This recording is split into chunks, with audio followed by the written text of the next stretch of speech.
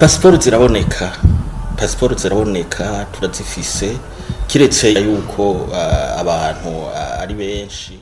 Uyo mwumvise ni komiseri Maurice Mbonimpa arongoye igipolisi kijejwe ivy'imbibe aho yari kamenyesha ko ibitabo vy'inzira bita passport bihari ku bwinshi bitandukanye cyane ariko nibivugwa n'abanyagihugu barondera ivyo bitabo. Muri komine Ngozi mu ntara ya Butanyerera abarondera ivyo bitabo vy'inzira bavuga ko birirwa muri zuguru buzuza impapuro zo gusabira ko ivyo bitabo vy'inzira bakariha n'amafaranga atari make ariko ikiringo c'umwaka kigahera atavyo bahawe. Ibisa nk'ivyo kandi bikaba ari vyo bibera no mu gisagara ca Bujumbura.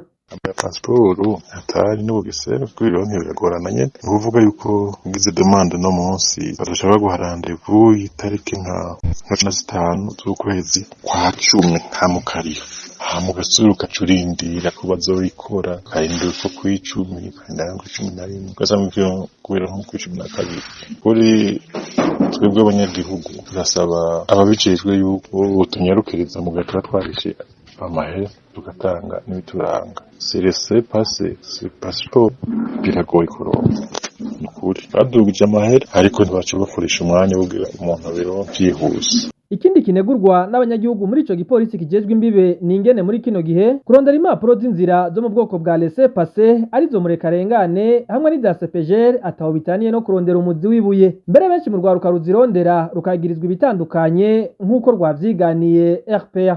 Pasiporo ziboneka ni gusumba laissez-passer n'ama CPGR bazi CPGR nako kareko zizaboneka ni ngoga mugo ubunye wegereye barya abapolisi bari indani barakubwira yuko ti CPGR n'ama laissez-passer kubera hagenda abajene benshi batanga kwiciwe ko babagiye ngo umigwi igwana nico citwaza.